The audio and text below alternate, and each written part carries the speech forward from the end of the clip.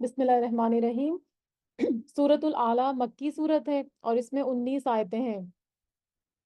آپ صلی اللہ علیہ وسلم یہ سورت اور سورۃ الغاشیہ عیدین یعنی عیدوں کے جو عیدیں دو آتی ہیں نا، رمضان کی اور بڑی عید جو آتی ہے، تو عیدین اور جمعے کی نماز میں پڑھتے تھے۔ اس سے کیا پتہ چلتا ہے کہ آپ بڑے مجمع میں یہ سورت پڑھتے تھے۔ اسی طرح وطر کی پہلی رکعت میں سورۃ الاعلیٰ، دوسری میں سورۃ الکافرون اور تیسری میں سورۃ الاخلاص پڑھتے تھے۔ تو جیسے آپ لوگ عشاء کے ساتھ وطر پڑھتے ہیں نا، تو اس میں پہلی رکعت میں کوشش کریں آپ سورۃ الاعلیٰ کو یاد کرنے کی، کیونکہ یہ کافی بڑی سورت ہے۔ اگر کچھ آیتیں میں یاد کر لیں تو وہ ہم سنت کو پوری کرنے والے ہو جائیں گے۔ تو پہلی رکعت میں سورۃ الاعلیٰ پڑھیں، دوسری میں سورۃ الکافرون پڑھیے اور تیسرے میں سورہ اخلاص۔ تو یہ آخری دو صورتیں تو ہمیں یاد ہوتی ہیں۔ سورۃ الاعلیٰ تھوڑی سی بڑی ہے لیکن بہت ایزی ہے۔ اگر آپ 2-3 دفعہ اس کو سنیں گے اور غور سے تھوڑا سا کر کے دیکھیں گے تو آپ کو انشاءاللہ یاد ہو جائے گی، اتنی مشکل نہیں ہے، اور سننے سے آپ کو زیادہ اچھی یاد ہوگی۔ تو ہمیشہ میں نے بھی یہ فارمولا اپلائی کیا ہے، رول اپلائی کیا ہے کہ جب بھی آپ بار بار اس کی جو لسننگ کرتے ہیں نا کسی بھی صورت کی، اور ساتھ ساتھ دہراتے بھی جاتے ہیں، تو اس سے آپ کو بہت جلدی یاد ہوتی ہے۔ تو آئیے اس کو دیکھتے ہیں، اس میں اللہ تعالیٰ کیا فرما رہے ہیں۔ جو آپ صلی اللہ علیہ وسلم اس کو عیدین اور جمعے کے نماز میں پڑھتے تھے۔ شروع اللہ کے نام سے جو بڑا مہربان اور نہایت رحم فرمانے والا ہے۔ سبح اسم ربک الاعلی، تسبیح کیجئے نام کی اپنے رب کی جو کہ بہت ہی بلند ہے۔ یعنی ایسی چیزوں سے اللہ کی پاکیزگی بیان کیجئے۔ اس کو اللہ، تسبیح کا مطلب آپ کو پتہ ہے نا، عیب سے پاک کرنا۔ تو یہاں پر ایسی چیزوں سے اللہ کی پاکیزگی بیان کرنے کو کہا جا رہا ہے جو اس کے لائق نہیں ہے۔ اور حدیث میں آتا ہے کہ آپ صلی اللہ علیہ وسلم اس کے جواب میں سبحان ربی العلیٰ پڑھا کرتے تھے۔ یہ مسند احمد کی روایت ہے، یعنی سبح اسم ربک العلیٰ سبحان ربی العلیٰ، جو آپ اس میں پڑھتے ہیں نا، سجدے کی جو دعا ہے۔ اعلیٰ جو ہے وہ الف سے ہے، ٹھیک ہے۔ اعلیٰ رب کی صفت کو کہا جاتا ہے، یعنی جو ذات اور صفات میں اعلیٰ ہے، یعنی اس رب کی تسبیح بیان کرنے کو کہا جا رہا ہے جو اپنی ذات میں بھی اور اپنی صفات میں بھی اعلیٰ ہے۔ الذی خلق فسوا، وہ جس نے پیدا کیا پھر اس نے درست کیا، یعنی اللہ تعالیٰ جس نے کہ انسان کی تخلیق کی اور پھر اس کو صحیح اور سالم بنایا، ٹھیک ہے۔ یعنی اس کو نہ صرف یہ کہ جیسے ابھی ہم نے پیچھے سورۃ الانفطار میں بھی ساری تفصیل اس کی پڑھی تھی نا، کہ ہمارے اعضاء کو بالکل متوازن بنایا، ہمارے پیر جو ہیں وہ بالکل بیلنس میں ہیں، ہماری باڈی اتنی بیلنس میں ہے کہ ہم بالکل سیدھے آرام سے چل رہے ہوتے ہیں۔ تو اس کی تفسیر میں آپ کو اس والی صورت میں بہت ڈیٹیل میں بتا چکی ہوں۔ تو فرمایا کہ تسبیح کیجئے نام کی اپنے رب کی جو بہت ہی بلند ہے، ذات اور صفات میں اعلیٰ ہے۔ اور وہ کیا ہے، مزید اللہ کی تعریف بیان کی جا رہی ہے کہ وہ اللہ وہ ذات ہے جس نے پیدا کیا اور پھر اس نے درست کیا۔ والذی قدر فہدی، اور وہ اللہ جس نے اندازہ کیا اور پھر اس نے ہدایت بخشی، یعنی اس نے ہر چیز کا ٹھیک ٹھیک اندازہ لگایا اور پھر راہ بھی دکھائی، یعنی نیکی اور بدی کی راہ دکھائی، اسی طرح ضروریات زندگی کی بھی، اور یہ ہدایت حیوانات کو بھی عطا فرمائی۔ قدرہ کا مفہوم کیا ہے کہ اشیاء کی جو جنس ہیں، ان کی انواع اور صفات ہیں اور خصوصیات کا اندازہ فرما کر انسانوں کی ان کی طرف رہنمائی فرما دی، یعنی ہر چیز کا اندازہ مقرر کیا اور پھر ہماری رہنمائی بھی فرما دی تاکہ انسان اس سے فائدہ حاصل کر سکے، یعنی ہر چیز کی پلاننگ کی، ٹھیک ہے۔ اور انسان کو جو ہے وہ چوائس دے دی اور ہر چیز کا اس نے بالکل صحیح صحیح اندازہ لگایا۔ جیسے پانی کے بارے میں بھی آتا ہے نا کہ پانی ایک ہی دفعہ زمین پر نازل کر دیا گیا تھا، اور اب وہی پانی، جیسے بھی ہم نے پیچھے پڑھا کہ رجا یعنی اس کی واٹر سائیکل ہوتی ہے، تو وہی پانی آسمان کی طرف اٹھتا ہے اور پھر وہی پانی واپس نیچے آتا ہے۔ زمین کے خزانے وہ سب اللہ تعالیٰ نے رکھ دیے، پہلے سے رکھ دیے گئے۔ تو ہر چیز کو اللہ تعالیٰ نے اپنے اندازے کے ساتھ بنایا، یعنی حیوانات کو بھی اور اسی طرح سے انسان کو بھی، ہر ایک کے لیے اندازہ رکھ دیا، چیزیں رکھ دی اور ہر ایک کو خصوصیات چیزوں کی بتا دی، اور پھر انسان کی اس کی طرف رہنمائی بھی کر دی۔ کیوں؟ کیونکہ ہم اس سے پھر فائدہ اٹھانے والے بن جائیں، ورنہ جو فروٹ ہیں اگر ہم وہ نہیں کھانے والے ہوتے تو وہ ویسے ہی پڑے رہتے۔ لیکن اللہ تعالیٰ کی رہنمائی سے ہی ہم اپنے فروٹ سے اناج کو کیسے لگانا ہے اور فروٹ کیسے لگانا ہے، ان سے کیسے فائدہ اٹھانا ہے، کون سا فروٹ کس موسم کا ہے، کب ہم کو فائدہ دے گا، تو یہ سارا کچھ کیا ہے، اللہ تعالیٰ کی رہنمائی سے ہی ہم نے کیا۔ اور جانوروں کو بھی اس نے رہنمائی دی اور انسانوں کو بھی رہنمائی دی۔ تو فرمایا کہ اللہ وہ ذات ہے جس نے اندازہ کیا اور پھر اس نے ہدایت بخشی۔ والذی اخرج المرعى، اور وہ جس نے نکالا چارہ۔ مرعا کا مطلب کیا ہوتا ہے؟ گھاس کو کہا جاتا ہے جو مویشی جانور کھاتے ہیں، یعنی اللہ تعالیٰ نے ہی تازہ گھاس بھی پیدا کی۔ اگر آپ سوچیں کہ اگر جانور بھی پھل اور سبزیاں کھانے لگتے تو پھر کیا ہوتا ہے ہمارے لیے کچھ نہیں بچتا یا ہمیں جو ہے وہ ان چیزوں کی کمی ہو جاتی. لیکن اللہ تعالیٰ نے ان جانوروں کے لیے یہ چیزیں نہیں رکھی. جانور جو ہے وہ ہر چیز کا چھلکا کھاتے ہیں یا گھاس کھاتے ہیں. تو پھر کیا ہوتا ہے وہ کھانے کے بعد بھی وہ ہم کو فائدہ دیتے ہیں, ان کا گوشت بھی کام آتا ہے اور ان کے دودھ وغیرہ سے بھی ہم فائدہ اٹھاتے ہیں. تو وہ چارہ کھا کر ہی ہم کو دودھ اور گوشت دے رہے ہوتے ہیں, لیکن ان کو ان تمام چیزوں کی ضرورت نہیں ہوتی ہے. تو یہ ساری اللہ کی نعمتیں ہیں جو اللہ نے کی. اللہ تعالیٰ کا بہت بڑا احسان ہے کہ اس نے جانوروں کے لیے بھی چارہ نکالا, ورنہ ہم کیسے ان کے لیے چارہ بناتے ہیں کہ وہ کیا کھانا چاہتے ہیں, اور وہ ان کا پسندیدہ ہوتا ہے, ان کا فیوریٹ ہوتا ہے, بڑے شوق سے وہ چارے کو کھاتے ہیں. تو یہ اللہ ہی ہے جس نے چارے کو بھی نکالا. فَجَعَلَهُ غُثَاءً أَحْوَىٰ, پھر اس نے بنا دیا اس کو کوڑا کرکٹ یا کوڑا سیاہ. یعنی گھاس جب خشک ہو جاتی ہے تو اس کو غصہ کہتے ہیں, جیسے بالکل بلیک ہو جاتی ہے نا, پہلے یلو ہوتی ہے پھر اس کے بعد بالکل بلیک ہو جاتی ہے, کچرا جو ہوتا ہے. اور احوا کا مطلب ہوتا ہے سیاہ. تو احوا کا مطلب ہوتا ہے ایسی ایسی سیاہی جو جس میں ہلکی سی سرخی ہوتی ہے, بعض دفعہ بہت ڈارک مرون کلر ہوتا ہے تو وہ کیا ہو جاتا ہے, وہ بالکل آپ کو بلیک لگنے لگتا ہے نا, بلیکش سا ہو جاتا ہے. اور غصہ سیلاب کا جو کوڑا ہوتا ہے نا اس کو بھی کہتے ہیں. ٹھیک ہے. اور یہ جو غصہ ہے اس کا روٹ ورڈ ہے غین سا یا. ٹھیک ہے. اس کا کیا مطلب ہوتا ہے قے اور متلی کی خواہش کرنا, جیسے کوئی چیز گندی آپ دیکھتے ہیں نا تو آپ کو ایک دم وامٹ ہونے لگتی ہے, تو اس کو بھی غصہ کہتے ہیں. تو یہاں پر غصہ سے مراد کیا ہے, سیلاب کا کوڑا. اور احوا کا مطلب ہے ایسی سرخی جو سیاہی مائل ہو. تو کیا فرمایا کہ ہم نے چارہ نکالا, کتنا سرسبز اور کتنا اچھا آپ کو خوش رنگ لگتا ہے, لیکن اس کے بعد اللہ تعالیٰ کیا کرتے ہیں اس کو کوڑا بنا دیتے ہیں اور اس کو بالکل سیاہ کر دیتے ہیں. تو اس سے اور کیا بات ہم کو پتہ چل رہی ہے کہ جس طرح سے اللہ تعالیٰ یہ ساری جو شادابی ہے, جو بھی گھاس ہے, جو بھی نباتات ہیں, وہ سارے کے سارے اللہ تعالیٰ کیا کریں گے ایک دن وہ سارے ایک دفعہ آپ کو تازہ اور تر و تازہ نظر آ رہے ہوتے ہیں, لیکن اس کے بعد وہ آہستہ آہستہ بالکل ختم ہو جاتے ہیں اور وہ بالکل بیکار ہو کے کوڑا کرکٹ بن جاتے ہیں. تو انسان کی زندگی بھی ایسے ہی ہے. آج جو ہم خوشحال نظر آ رہے ہیں تو یہ اللہ تعالیٰ کی نعمتوں سے ہیں, لیکن ایک وقت آئے گا کہ یہ دنیا کی جتنی بھی رنگینیاں, جتنی بھی رونقیں ہیں, یہ ساری کی ساری ختم ہو جائیں گی. جو آپ کو جو باغات نظر آ رہے ہیں, جتنے بھی ہریالی نظر آ رہی ہے, پھول اور پودے نظر آ رہے ہیں, یہ سب اللہ کے حکم سے ہیں. لیکن جب اللہ کا حکم آ جائے گا تو اللہ تعالیٰ ان سب کو ختم کر دیں گے. تو اس سے کیا پتہ چلتا ہے کہ ہم انسان بھی آج اگر ہیں دنیا میں تو ہمیں اللہ کی اطاعت کے کام کرنے چاہیے, لیکن پھر ایک وقت آئے گا کہ اللہ تعالیٰ کی طرف ہم کو پلٹ کر جانا ہوگا. ہم ہر وقت یہاں پر نہیں رہیں گے, دنیا ہمیشہ کے لیے نہیں ہے بلکہ دنیا ایک فانی جگہ ہے. تو یہاں پر آخرت کی طرف ہماری رہنمائی کی جا رہی ہے اور دنیا کے فانی ہونے کا ہمیں سبق دیا جا رہا ہے ان آیتوں کے ذریعے کہ اللہ وہ ذات ہے جس نے چارہ نکالا, پھر اس نے اس کو کوڑا کرکٹ بنا دیا, سیاہ کلر کا کوڑا بنا دیا. سنقرئک, ان قریب ہم پڑھائیں گے آپ صلی اللہ علیہ وسلم کو, فلا تنسا, پھر نہیں آپ صلی اللہ علیہ وسلم بھولیں گے.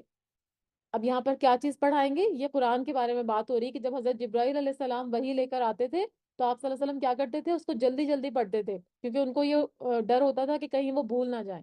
تو اللہ تعالیٰ یہاں پر آپ کو تسلی دے رہے ہیں کہ آپ کو جلدی کرنے کی ضرورت نہیں ہے. نازل شدہ جو وحی ہے اس سے کیا ہوگا کہ ہم آپ کو پڑھوا دیں گے, یعنی آپ کی زبان پر یہ وحی جاری کر دیں گے. بس آپ صلی اللہ علیہ وسلم اس کو بھولیں گے نہیں, مگر جسے اللہ چاہے گا, یعنی جو اللہ تعالیٰ بھلوانا چاہیں گے یا جس کو منسوخ کرنا چاہیں گے وہ تو ایسا کریں گے.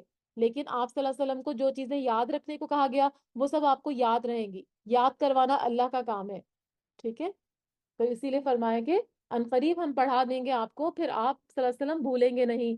الا ماشاء اللہ, مگر وہ جو اللہ چاہے, یعنی جو اللہ چاہے گا وہ آپ کو جو بھی اللہ تعالیٰ اس میں سے منسوخ کرنا چاہتے ہیں یا اللہ تعالیٰ چاہتے ہیں کہ وہ کچھ حصہ مخفی رہے, ٹھیک ہے, تو وہ اللہ تعالیٰ اگر چاہیں گے تو ایسا ہوگا جو اللہ چاہے گا. لیکن باقی سارا قرآن آپ کو یاد کروا دیا جائے گا, آپ کو پریشان ہونے کی ضرورت نہیں ہے, جلدی جلدی کرنے کی ضرورت نہیں ہے.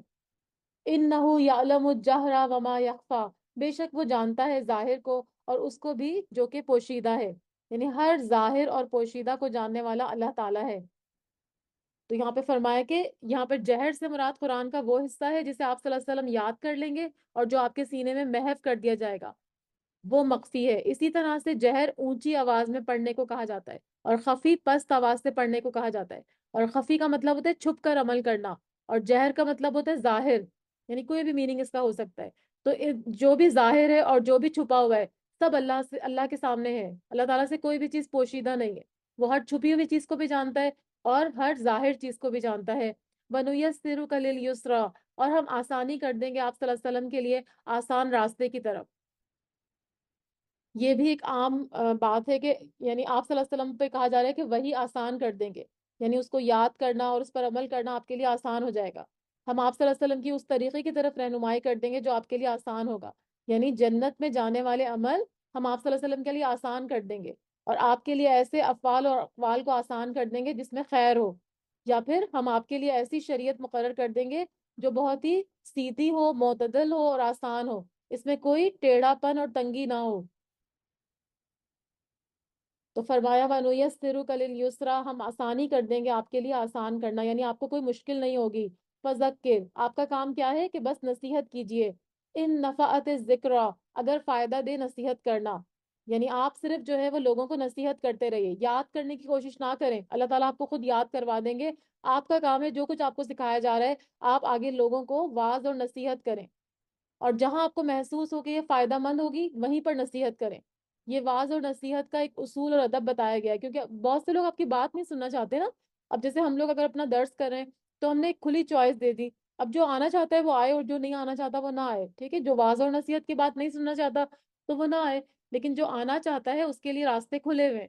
تو اسی لیے آپ صلی اللہ علیہ وسلم کو فرمایا جا رہا ہے کہ آپ صرف ان کو نصیحت کر سکتے ہیں جو فائدہ دے گی نصیحت کرنا، یعنی جن کو نصیحت فائدہ دے آپ انہی کو نصیحت کریں۔ اور کیسے آپ کو پتہ چلے گا کہ نصیحت کس کو فائدہ دے رہی ہے؟ ظاہر ہے جو انٹرسٹ لے گا، جو آپ کی کلاس میں آنا چاہے گا، جو آپ کا درس اٹینڈ کرنا چاہے گا، اسی کو نصیحت فائدہ دے سکتی ہے نا۔ تو آپ صلی اللہ علیہ وسلم کو یہی کہا جا رہا ہے کہ آپ واعظ اور نصیحت وہاں کریں جہاں یہ محسوس ہو کہ وہ فائدہ مند ہوگی۔ تو یہاں پر ایک اصول بتا دیا گیا، اور امام شوکانی اس کا مفہوم یہ بیان کرتے ہیں کہ آپ صلی اللہ علیہ وسلم نصیحت کرتے رہیے چاہے فائدہ دے یا نہ دے، کیونکہ انداز اور تبلیغ دونوں صورتوں میں آپ کے لیے ضروری تھی۔ یعنی بہت سے لوگ جیسے کفار مکہ کو بھی آپ صلی اللہ علیہ وسلم درس اور تدریس دیتے تھے، قرآن کے بارے میں بتاتے تھے، قرآن کی آیات ان کے سامنے بھی کھول کھول کر بتاتے تھے، لیکن کچھ لوگ اس میں سے فائدہ اٹھاتے تھے اور کچھ فائدہ نہیں اٹھاتے تھے۔ تو فرمایا جا رہا ہے کہ جو آپ نصیحت کریں گے وہ کچھ لوگوں کو فائدہ دے گی اور کچھ لوگوں کو فائدہ نہیں دے گی۔ سَيَذَّكَّرُ مَن يَخْشَىٰ، ان قریب نصیحت پکڑے گا وہ جو ڈرتا ہوگا، یعنی جو ڈرنے والے ہوں گے وہ تو نصیحت پکڑیں گے، یعنی آپ کی نصیحت سے وہ ایسے لوگ جو ڈرنے والے ہوں گے، تقوی اختیار کرنے والے ہوں گے، وہ کیا کریں گے؟ عبرت حاصل کریں گے، ان کے دلوں میں اللہ کا خوف ہوگا، ان میں خشیت الہی ہوگی، اور اپنی اصلاح کا جذبہ بھی ہوگا کہ ہم اپنے آپ کو صحیح کریں، اگر ہمارے اندر کوئی کمی ہے یا ہم کوئی غلطی پر ہیں تو ہم اس کو صحیح کر لیں۔ اور خشیت کا مطلب ڈر ہوتا ہے نا، لیکن خشیت وہ ڈر ہوتا ہے جو علم کی بنا پر ہو، یعنی علم آنے کے بعد جب آپ ڈرتے ہیں نا اس کو خشیت کہتے ہیں۔ اور ابھی ہم نے پیچھے جو ایک ورڈ پڑھا تھا نا یسرا، تو یسرا کا مطلب میں نے آپ کو بتایا تھا نا آسان، یعنی سب سے زیادہ آسان کو کہتے ہیں۔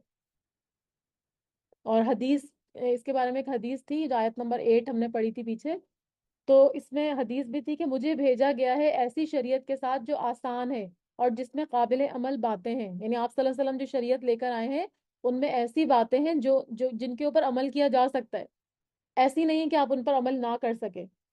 تو اسی لیے فرمایا جا رہا ہے کہ آپ نصیحت کیجئے اگر فائدہ دے نصیحت کرنا، اور عنقریب نصیحت پکڑے گا وہ جو ڈرتا ہوگا، وَيَتَجَنَّبُهَا الْأَشْقَى، اور اجتناب کرے گا اس سے جو سب سے زیادہ بدبخت ہوگا، یعنی جو بدبخت ہوگا وہ اس سے گریز کرے گا، اس نصیحت سے فائدہ نہیں اٹھائے گا۔ کیوں؟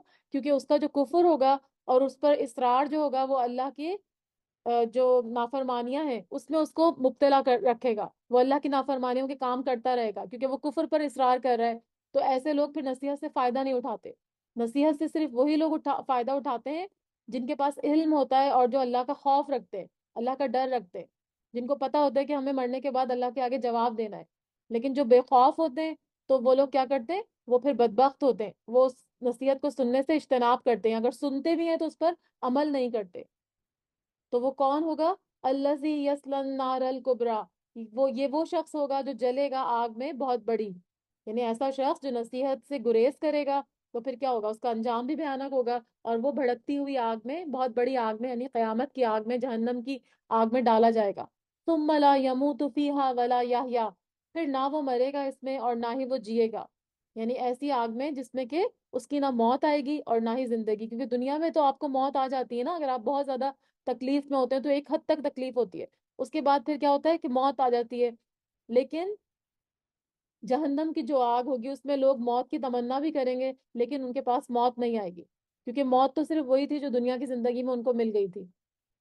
تو اس کے یہاں پہ یہی فرمایا جا رہا ہے کہ جو لوگ صرف اپنے گناہوں کی سزا بھگتنے کے لیے عارضی طور پر جہنم میں رہ جائیں گے، انہیں اللہ تعالیٰ ایک طرح کی موت دے دے گا، حتیٰ کہ وہ آگ میں جل کر کوئلہ ہو جائیں گے۔ پھر اللہ تعالیٰ انبیاء وغیرہ کی سفارش سے ان کو گروہوں کی شکل میں نکالے گا اور ان کو جنت کی نہر میں ڈالا جائے گا۔ جنتی بھی ان پر پانی ڈالیں گے جس سے وہ اسی طرح جی اٹھیں گے جیسے سیلاب کے کوڑے پر دانا اگاتا ہے۔ یہ صحیح مسلم کی حدیث ہے۔ یہ تو مومن کے بارے میں بات ہو رہی نا، لیکن اگر جو کافر ہوں گے پھر ان کو تو آگ سے نہیں نکالا جائے گا، وہ اس میں موت کی تمنا کریں گے، آرزو کریں گے، لیکن نہ وہ مریں گے، اور پھر وہ زندگی بھی اتنی تکلیف دہ ہوگی کہ اس زندگی کا بھی کوئی مقصد نہیں ہوگا۔ تو اسی لیے فرمایا نہ وہ مرے گا اس میں اور نہ ہی وہ جیے گا۔ قد افلح من تزکا، یقیناً فلاح پا گیا وہ جو پاک ہو گیا۔ یعنی فلاح کس نے پالی، کامیابی کس نے پالی؟ جس نے اپنا تزکیہ کر لیا، یعنی جس نے اپنی غلطیوں سے غلطیوں کی اصلاح کر لی۔ فلاح کا مطلب بھی آپ کو بتا دیتی ہوں پہلے۔ فلاح کا مطلب ہوتا ہے ہر مصیبت سے بچنا اور ہر خیر کا حصول۔ جتنی بھی مصیبات پڑنے کے بعد کی جو مصیبتیں ہوں گی ان سے بچنا، اور ہر خیر، جتنی بھی خیر اللہ تعالیٰ وہاں پہ ہمارے لیے رکھیں گے ان کا حصول یا ان کو پانا، یہ فلاح ہے، یہ اصل کامیابی ہے۔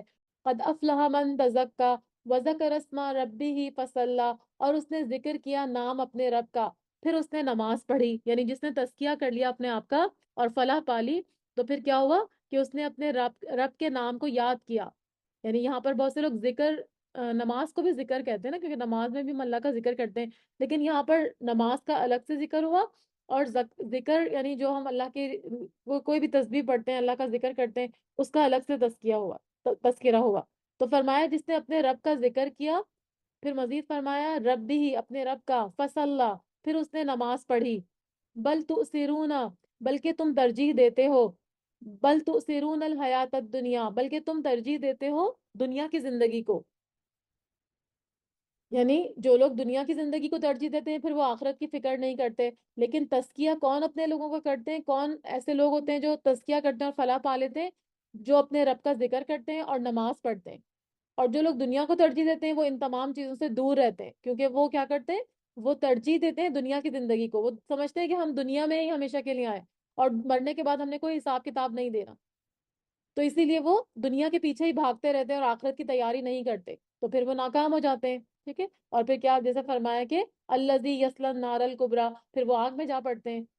والآخرۃ خیر و ابقا، اور آخرت بہتر ہے اور زیادہ باقی رہنے والی ہے۔